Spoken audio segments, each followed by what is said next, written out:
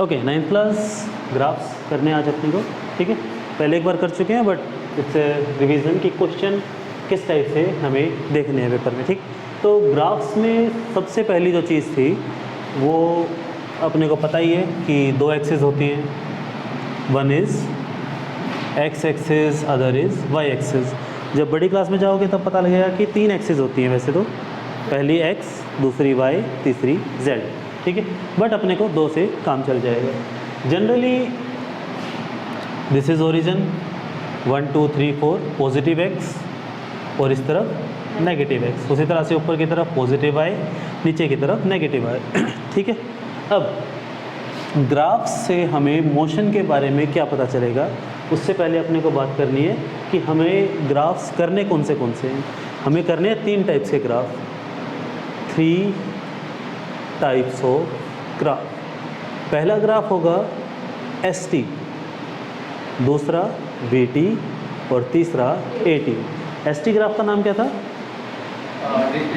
Displacement time graph. और दूसरा नाम वो तो पहला था, दूसरा नाम डिस्टेंस टाइम ग्राफ नहीं, पोजीशन टाइम ग्राफ, ठीक है। डिस्टेंस डिस्प्लेसमेंट, क्योंकि अपने को मोशन करना है तो आप डिस्प्लेसमेंट को लेके चलेंगे, क्योंकि मेन क्वांटिटी डिस्प्लेसमेंट है, उसके पास डायरेक्शन है। तो इसका पहला नाम है पोजीशन टाइम ग्राफ, और या फिर आप इसको बोल सकते हो डिस्प्लेसमेंट टाइम ग्राफ, ठीक है। VT ग्राफ में अपने पास आ जाएगा this is velocity time graph, और AT ग्राफ में आ जाएगा एक्सेलरेशन टाइम ग्राफ, ठीक है। पहली चीज़ हमें ग्राफ को देख के पता लगना चाहिए कि मोशन का टाइप कौन सा है, कैसे है, क्या हो रहा है इसमें। तो इसके ऊपर एक बार थोड़ी थोड़ी बातें कर लेते हैं। सबसे पहले मान लेते हैं अपने पास इस तरह से एक ग्राफ है।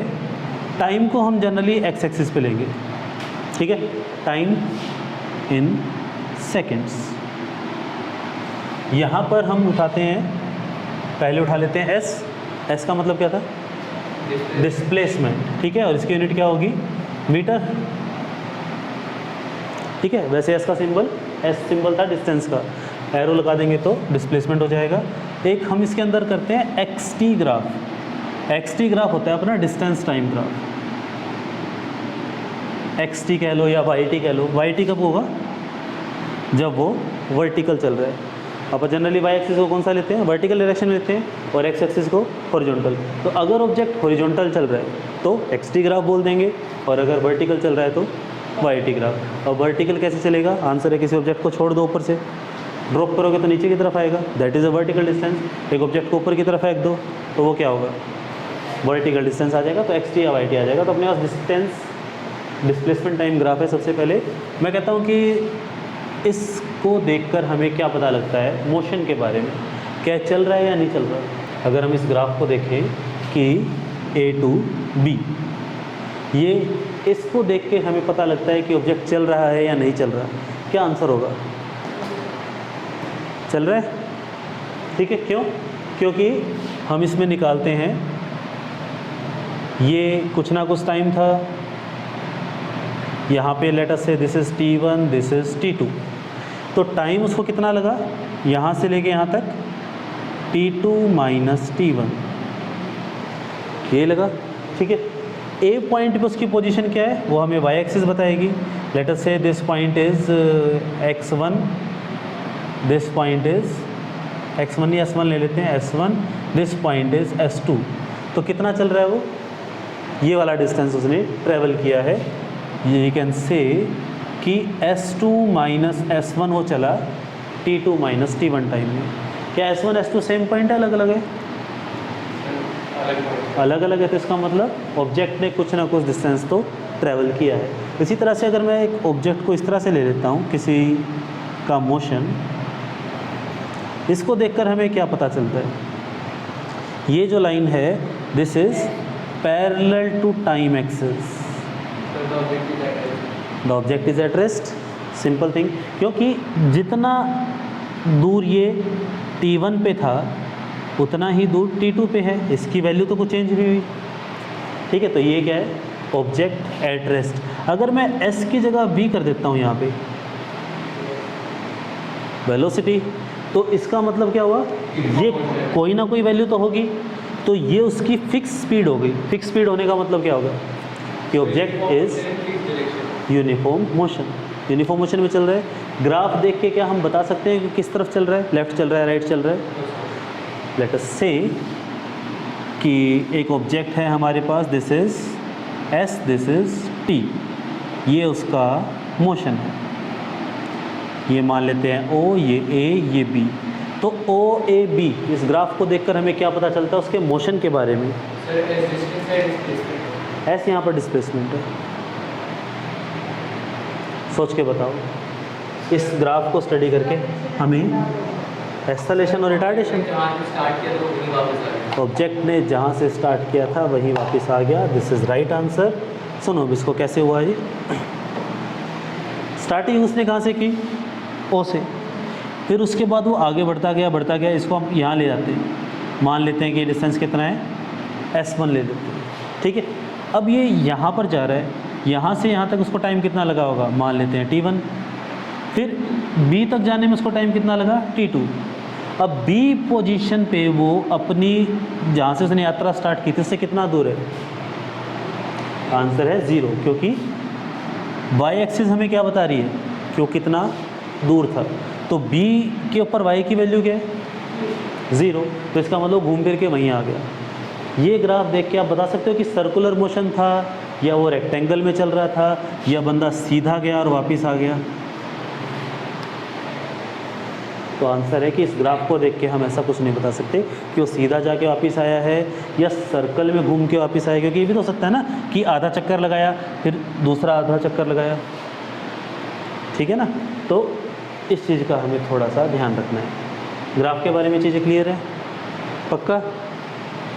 चल आगे बढ़ते हैं। फिर ग्राफ से हम दो चीज़ें निकाल सकते हैं। उन दो चीज़ों के नाम क्या क्या थे,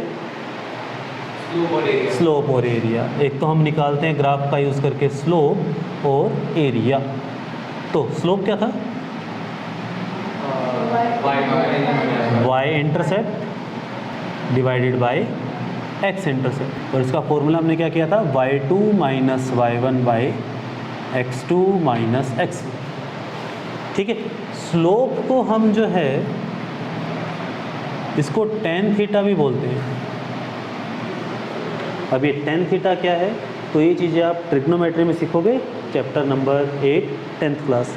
थोड़ा सा आइडिया मैं एक बार दे देता हूँ। मान लो हमारे पास एक राइट एंगल ट्रायंगल है, this is A, this is B, this is C। मान लो कि ये एंगल 90 डिग्री, ठीक है। लेट अस से this is perpendicular, this is base, this is hypotenuse. कितनी साइड हो गई, 3 साइड होगी। 3 साइड से हम कितने रेशियोज निकाल सकते हैं, कितने रेशियोज निकाल सकते हैं, how many ratios are possible with this 3 sides. 3 ना, अरेंजमेंट के लिए क्या होता है हमारे पास, कितनी साइड है, 3, तो कितने रेशियो निकाल सकते हैं, 3 इंटू 3 9। उनमें से काम के रेशियो कितने होंगे, तो वो होंगे 3 इंटू 2 6, ठीक है। मान लेते हैं हमारे पास एक ये क्वाड्रिलेटरल है जिसकी ये साइड है A, ये B, ये C, ये D, चारों साइड अलग अलग है।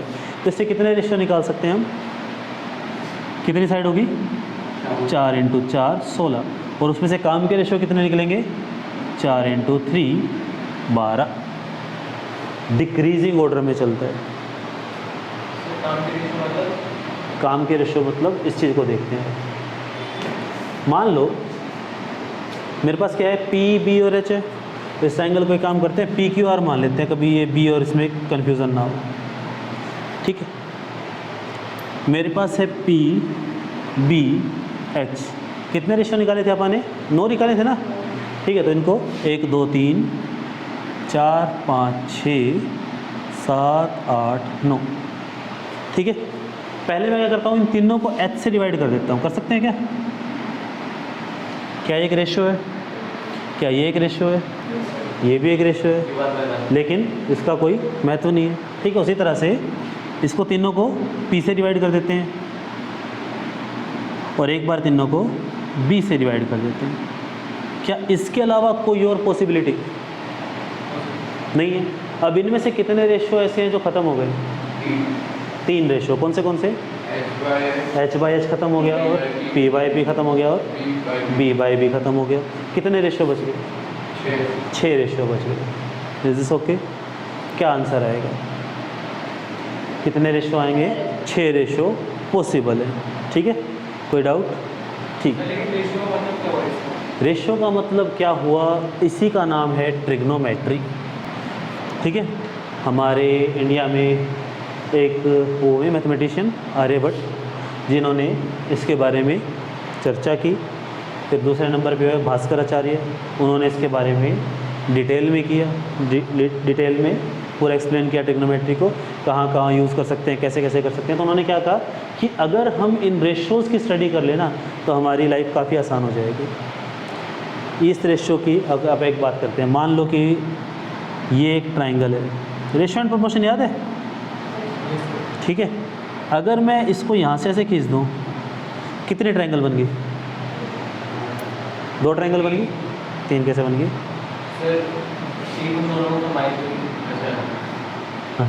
ये ट्रेपेजियम हो जाएगा। तो एक तो ये ट्राइंगल है, एक ये ट्राइंगल है, इन दोनों में ये एंगल कॉमन है। इसको एक और बना दो। अब इस ट्राइंगल और इस ट्राइंगल में भी ये एंगल कॉमन है। तो किसी भी ट्राइंगल का अगर एंगल सेम होगा ना तो उसका रेशियो हमेशा सेम आएगा। एग्जाम्पल लेते हैं, मैं कहता हूँ कि मैंने इस एंगल को ले लिया 30 डिग्री, ले सकते हैं? 30 रहने देते हैं, इसको कुछ और लेते हैं। मान लो मैं कहता हूँ इस एंगल को ले लिया 45 डिग्री। ठीक है, तो परपेंडिकुलर और बेस का रेशियो हमेशा 1 आएगा।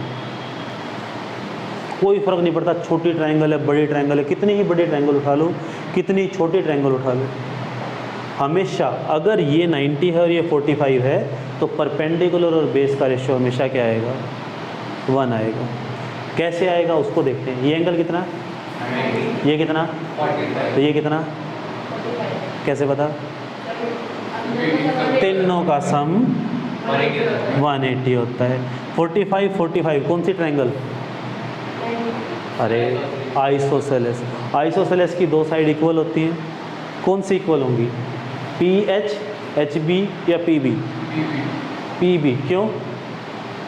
क्योंकि एस तो सबसे बड़ी है। हाइपोटेनियस राइट एंगल ट्राइंगल सबसे बड़ा होता है, तो इसका मतलब H तो इनके साथ किसी साथ बराबर होगा ही नहीं, तो ये दोनों साइड आपस में बराबर होंगी। रेशियो कितना आएगा? 1। क्लियर हुआ? उसी तरह से अगर इस एंगल की वैल्यू 37 डिग्री हो, अगर इस एंगल की वैल्यू 37 हो तो हमेशा P और B का रेशियो कितना आएगा? 3/4। कोई फ़र्क नहीं पड़ता ट्राइंगल कितनी बड़ी है कितनी छोटी, हमेशा ये आएगा। तो अगर रेशियो हमेशा सेम आएगा तो अपनी कैलकुलेशन क्या होगी? ईजी हो गई। हमें पता है कि 37 डिग्री है तो 3/4 ही आना है, तो टेंशन किस बात की? ठीक है ना? तो हमेशा हम P/B क्यों कर रहे हैं? इस चीज़ को ध्यान दो। यहाँ पर अपने पास क्या है? y2 minus y1 upon x2 minus x1, यानी कि जो वैल्यू y पे और जो वैल्यू x पे उनको हमें सब्ट्रैक्ट करके डिवाइड करना है। ठीक है, इस ट्राइंगल के अंदर y पे कौन है? परपेंडिकुलर या बेस या हाइपोटेन्यूज? y एक्सिस कौन रिप्रेजेंट कर रहा है? P B और H में से P कर रहा है, और बेस कौन कर रहा है? x एक्सिस को कौन रिप्रेजेंट कर रहा है? बेस। y एक्सिस को कौन कर रहा है? P। तो अपने काम का रेशियो कौन सा हुआ? P/B। तो स्लोप का दूसरा नाम क्या है? Tangent theta. पता चला? कुछ पता लगा? ठीक है, तो जब भी मैं परपेंडिकुलर और बेस का रेशियो लूँगा उसको मैं क्या कहूँगा? Tangent theta. अब ये थीटा क्या होता है? Theta is a Greek alphabet. सुना है ग्रीक अल्फ़ाबेट? जिसको हम यूज़ करते हैं generally to represent angle. Angle को रिप्रेजेंट करने के लिए जनरली हम थीटा को यूज़ करते हैं जनरली। सुना है अल्फ़ा? अल्फ़ा सुना होगा। अल्फ़ा पार्टिकल पढ़ोगे, अभी चैप्टर नंबर 4 आएगा ना, तो उसके अंदर अल्फ़ा सुनोगे। अच्छा, पाई तो सुना होगा? पाई क्या होता है? 22/7 नहीं होता। हाँ, एग्जैक्ट वैल्यू नहीं है वो। एक्सरसाइज 1.6 में शायद ये क्वेश्चन ना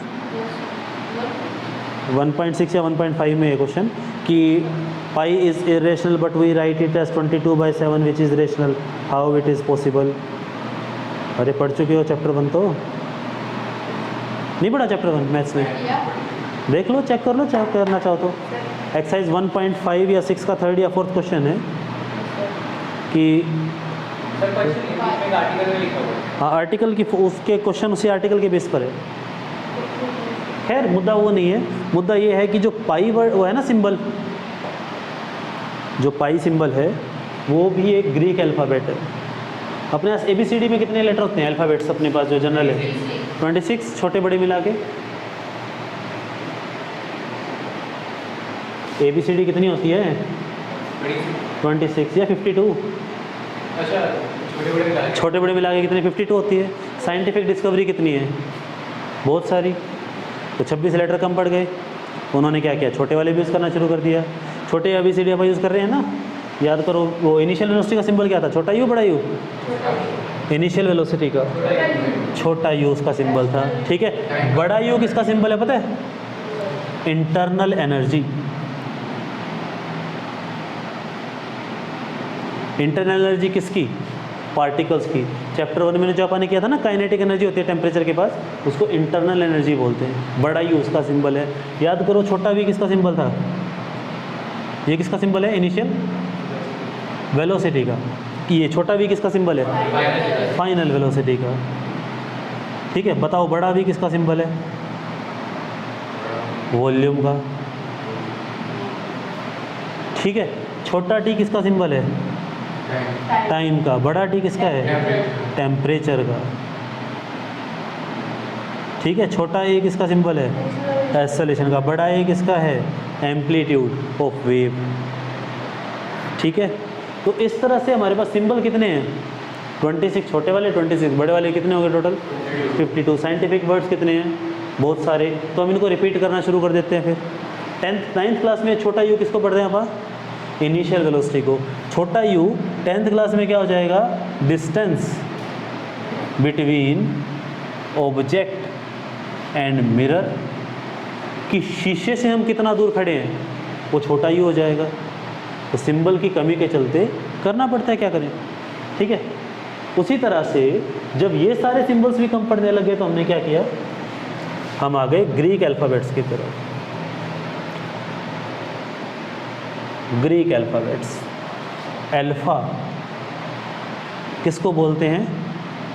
हीलियम सुना है? हीलियम, हीलियम गैस गुब्बारों वाली, ठीक है। हीलियम गैस के अगर सारे इलेक्ट्रॉन निकाल दो, बताया था ना एटम किससे बनता है? प्रोटॉन, इलेक्ट्रॉन, न्यूट्रॉन से, ठीक है। हीलियम के सारे क्या कर दिया अपने? इलेक्ट्रॉन्स निकाल दिए। तो क्या बच गया अपने पास? जिसको हम बोलते हैं हीलियम न्यूक्लियस। बीटा पता है क्या होता है? क्या?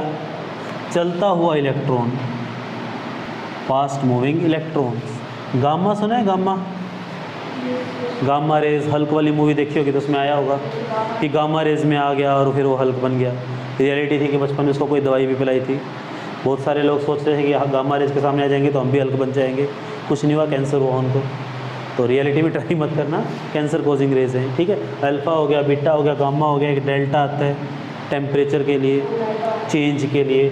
ओमेगा आता है, ठीक है। लैम्डा आता है, लैम्डा उल्टा वाई वेवलेंथ के लिए।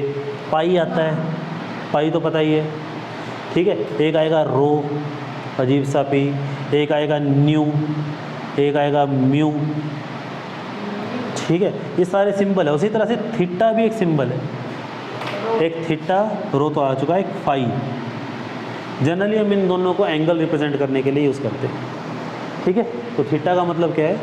एंगल। समझ में आया? ठीक है। तो अपन ने कौन सी ट्रायंगल उठाई है? राइट एंगल ट्रायंगल उठाई, जिसमें ये एंगल कितना? थीटा। कुछ भी हो सकता है, 10 डिग्री, 20 डिग्री, 30 डिग्री, कुछ भी हो सकता है। ये क्या है? Perpendicular base. हाँ लिख देते हैं, चलो एक्स लिख लो। बड़ी क्लास के सिंबल पता होने चाहिए ना, बड़ी क्लास में यूज़ होते हैं, और कोई रीज़न नहीं है। ये एंगल x है, ये 90 है, तो बताओ इसकी वैल्यू क्या होगी? सर इसकी 180 minus 90x 180 minus 90x 90 plus 80 minus 90 minus x। 180 minus रुक जाओ, मान लो ये y है, तो x plus Y plus 90 is equals to 180, तो x प्लस वाई कितना आ गया? 90। तो इन दोनों का सम 90, उधर जाएगा तो माइनस हो जाएगा, इन दोनों का सम कितना है? 90। तो x को उधर ले जाओ तो x कितना आएगा? 90 माइनस x। ये तो एंगल आ गए, ठीक है। तो इसके बारे में डिटेल में 10th क्लास में पढ़ोगे, अपने को बस ये पता होना चाहिए कि स्लोप को टेंजेंट थीटा भी बोलते हैं, और इसको शॉर्ट में हम लिखते हैं टेन थीटा, और इसका सिंबल यूज़ करते हैं m, छोटा m। इसको मास के लिए यूज़ करते थे, मैथ वाले इसको स्लोप के लिए यूज़ करते हैं। तो ये चीज़ें अपने को थोड़ा सा याद रखनी है, ठीक है। तो ग्राफ में जो आपको बता रहा था स्लोप निकाल सकते हैं। दूसरी चीज़ क्या निकाल सकते थे इससे? एरिया। एरिया कैसे निकालते थे ग्राफ का? एरिया ऑफ शेप, याद आ रहे? अंडर ग्राफ, जो भी ग्राफ में शेप बन रही है उसका एरिया हमें निकालना है, दैट इज कॉल्ड एरिया, ठीक है। अब उसके बाद फिर अपन एक टेबल की थी, याद करो, एसटी ग्राफ, वीटी ग्राफ और एटी ग्राफ। एसटी ग्राफ का स्लोप हमें क्या देता है और एसटी ग्राफ का एरिया हमें क्या देता है? स्लोप कैसे निकालते हैं? y intercept upon x intercept. अगर एसटी ग्राफ बनाएंगे तो y एक्सिस पे कौन आएगा? s, क्योंकि इसको तो हम टाइम से रिप्रेजेंट करते हैं। तो स्लोप क्या हो जाएगा? इन दोनों का ratio. What is s upon t? Sir velocity. तो slope of ST graph give us velocity, ठीक है। उसी तरह से वीटी ग्राफ का स्लोप क्या देगा? v upon T, velocity upon time, this is acceleration, ठीक है। और यहाँ से एक्सेलरेशन अपॉन टाइम, इसके लिए मैंने वर्ड बताया था तुम्हें, जर्क, हालांकि अपने सिलेबस में नहीं, NIS, नॉट इन सिलेबस। उसी तरह से एरिया क्या निकालते हैं? मान लो कि ऐसे एक लाइन बन गई, तो area under the shape, area of rectangle होता था, तो area is y axis into x axis, distance multiply time, this is of no use, याद आ रहा है, ठीक है। उसी तरह से वेलोसिटी इनटू टाइम, यहाँ से क्रॉस मल्टीप्लाई कर दोगे तो एक्सेलरेशन, और यहाँ से acceleration into time is velocity. ये चीज़ें हमें याद रखनी है, ठीक है। एक मैंने आपको 12 ग्राफ बनवाए थे इसके, ठीक है, उसको देख के बताना है कि ऑब्जेक्ट का मोशन कैसा है, ठीक है। मान लो कि ये हमारे पास एक एसटी ग्राफ है, बताओ नेचर ऑफ मोशन। वहाँ एरिया में जो वो है क्या? इंटू हाँ, वो एक्सेलरेशन थोड़ी होता है, तो क्या होता है? तो आपको सॉरी, डिस्टेंस, डिस्टेंस हाँ, डिस्प्लेसमेंट होता है। इसको क्रॉस मल्टीप्लाई किया है ना, ठीक है। बताओ इसका मोशन बताओ एसटी ग्राफ का। सर एस डिस्प्लेसमेंट या डिस्टेंस? एस डिस्टेंस, डिस्प्लेसमेंट कोई फर्क नहीं पड़ता, क्योंकि हम स्ट्रेट लाइन में ही चल रहे हैं। This object is moving in straight line. Nature बताइए मोशन का क्या होगा? यूनिफॉर्म मोशन कैसे पता? यूनिफॉर्म रिटार्डेशन, अब ये कैसे पता? स्पीड, स्पीड सेम है तो रिटार्डेशन थोड़ा ना होगा, स्पीड सेम है तो एक्सेलरेशन 0 होगा। ये गलत लग रहा है। ग्राफ नहीं, ग्राफ गलत नहीं है। चलो कुछ वैल्यूज़ ले लेते हैं। मैं कहता हूँ कि ये ओरिजिन है 0 पे, यहाँ पर है 5, 10, 15, 20, 25, यहाँ पर है 5, 10, 15, 20, 25, 30, 35, ठीक है। अब मुझे बताओ कि जब उसने यात्रा शुरू की तो वो कहाँ पे था? 35 मीटर। कहाँ से? ओरिजिन से, ठीक है। यानी कि मान लेते हैं हम ओरिजिन पे खड़े हैं।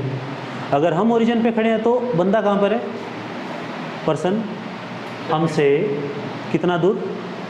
35 मीटर मीटर मान लो, किलोमीटर बहुत दिखेगा नहीं ना, 35 मीटर दूर हमसे है, ठीक है। फिर अपन ने उसको क्या किया, आवाज़ लगाई, ठीक है। फिर वो अपनी तरफ आ रहा है, अपनी तरफ आ रहा है तो अपन उसका डिस्टेंस ओरिजिन से कम हो रहा है। ओरिजिन कौन है यहाँ पे, हम, that means who is observing, वही ओरिजिन है। तो 25 सेकंड के बाद वो कहाँ पहुँच गया, ओरिजिन में पहुँच गया। तो इसका मतलब क्या हुआ कि वो कहीं से वापिस आ रहा है, समझ गए। This is the example when object is moving in opposite direction. अगर वो हमसे दूर जा रहा था तो हम क्या कहते, तो ये ग्राफ कैसा बन जाता, दूर जा रहा होता तो ये ऊपर की तरफ जाता ना, हमसे 35 दूर था और वो हमसे और दूर चला गया। लेकिन अब ये इसमें क्या हो रहा है कि वो वापस हमारे पास आ रहा है। तो कौन से टाइप का मोशन है, निकाल के देखते हैं। इसका स्लोप क्या होगा, सर इसका स्लोप होगा इस पॉइंट की वैल्यू बताओ, 0,35। इस पॉइंट की वैल्यू बोलो 25,0। क्या, पहले x लिखते हैं बाद में y लिखते हैं, y की वैल्यू 35 है, ठीक है। तो स्लोप क्या होगा, slope is equals to tan theta, ये होता था y2 माइनस y1। y2 कितना है, बाद वाला पॉइंट 0 माइनस 35/25 माइनस 0 कितना आएगा, माइनस का 7/5 मीटर पर सेकेंड।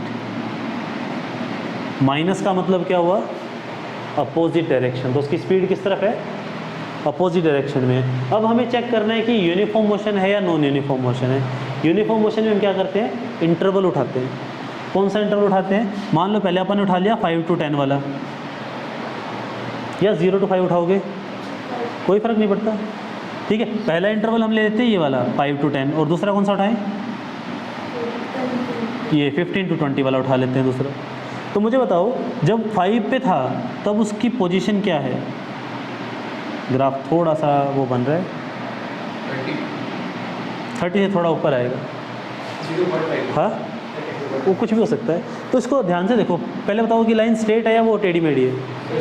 स्ट्रेट लाइन ग्राफ के अंदर वेलोसिटी कैसी होती थी, अगर ये ग्राफ नीचे की जगह ऐसे ऊपर की तरफ होता, इसको देख के क्या पता लगता है, यूनिफॉर्म मोशन। अब ये भी तो क्या है, यूनिफॉर्म मोशन ही है। इन दोनों में फ़र्क क्या है कि ये हमसे दूर जा रहा है और ये पास आ रहा है, यानी कि इसकी डायरेक्शन पॉजिटिव है और इसकी डायरेक्शन नेगेटिव। ये चीज़ पता लगी, ठीक है, मान लेते हैं, पक्का, ठीक है। उसी तरह से मान लो अपने पास इस तरह से अपने पास एक ग्राफ है, वही अगेन ST ग्राफ। बताओ ये मान लेते हैं हमारे पास कार A, कैसा मोशन है, यूनिफॉर्म नॉन यूनिफॉर्म, यूनिफॉर्म है, कुछ ना कुछ स्पीड होगी, ठीक है। मान लो अपने पास एक कार B है, इसका कैसा मोशन है, ये भी यूनिफॉर्म है, पक्का। A और B में से स्पीड तेज किसकी है, B की, क्योंकि B का स्लोप ज़्यादा है, और स्लोप क्या देता था, वेलोसिटी। अगर स्लोप की वैल्यू ज़्यादा आएगी तो वेलोसिटी की वैल्यू भी ज़्यादा ही आएगी, ठीक है। उसी तरह से मैं कहता हूँ कि एक अपने पास ऐसे है कार C, बताओ सबसे तेज कौन चल रहा है, A B C, सबसे धीरे कौन चल रहा है, C। मान लो अपने पास एक कार ऐसे है कार D, तो इसमें से रेस्ट पे कौन सी कार है, ठीक है, लगभग पैरेलल है वो, ठीक है। बनते बनते थोड़ा लाइन टेढ़ी हो गई। तो ग्राफ को देख के पता लगता है कि वो मोशन कैसा है, यूनिफॉर्म है या नॉन यूनिफॉर्म है। इसी क्वेश्चन में अगर ST की जगह यहाँ पर होता VT ग्राफ, एक ऑब्जेक्ट ऐसे जा रहा है, मान लो ये है कार A, एक ऐसे आ रहा है, ये मान लो कार B, ठीक है। बताओ इन दोनों में से तेज कौन चल रहा है, तेज कौन चल रहा है, कार A या car B, sir equal speed, speed equal नहीं हो सकती क्योंकि VT ग्राफ है, V का मतलब वेलोसिटी है यहाँ पर, तो वेलोसिटी इक्वल वेलोसिटी है लेकिन डायरेक्शन अलग है। नहीं, वेलोसिटी टाइम ग्राफ है ना। ध्यान से देखो, कार A जब शुरू किया उसने तब उसकी स्पीड कितनी है, कार बी की कुछ ना कुछ स्पीड है। कार ए की स्पीड बढ़ रही है घट रही है? कार बी की स्पीड घट रही है। तो दोनों की स्पीड के बारे में हम कुछ कह नहीं सकते। अगर कोई कहे कि पर्टिकुलर पॉइंट बताओ तब हम बता पाएंगे। जैसे कि मान लो मैं कहता हूँ कि इस टाइम पे बताओ किसकी स्पीड ज़्यादा है, ए या बी? Sir B. पता लग रहा है? कैसे पता? इसको ऊपर की तरफ बढ़ा दो। कार ए की स्पीड तो ये वाली वैल्यू है और बी की स्पीड ये वाली वैल्यू ज़्यादा इसकी है। ठीक है, समझ गए? अगर मैं कहता हूँ कि यहाँ से एक ऐसे कार और जा रही है, कार सी, अब बताओ ए बी और सी का मोशन बताओ। ए का मोशन कैसा है? एक्सेलरेशन। बी का और सी का यूनिफॉर्म मोशन। ना ना ना, constant velocity. Is this okay? तो ग्राफ को देखकर हमें पता लगना चाहिए कि हम क्या सोल्व करना चाह रहे हैं। I hope this is clear. साफ हो गया? समझ में आ गया? साफ हो गया? समझ में आ गया? ठीक है, ठीक है। तो एक बार इसको नोट कर लो, बाकी आप करेंगे अगली क्लास में। नेक्स्ट क्लास में इसके कुछ क्वेश्चन करते हैं बढ़िया बढ़िया वाले। ठीक है।